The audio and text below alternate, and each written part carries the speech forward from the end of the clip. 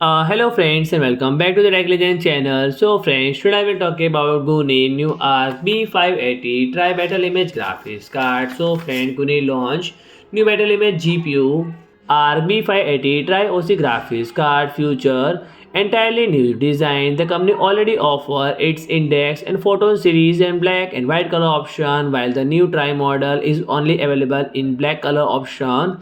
and it's clear then the TRI is a longer tire than the Photon but higher than the Index, and the car still feature a triple fan design, dual slot configuration, but there is no RGB lighting on the card on its clock speed and slightly lower than those the Photon series, and officially the graphics card with 2888 MHz and 130 MHz higher than Intel reference specification and 50 MHz lower than Photon clock speed,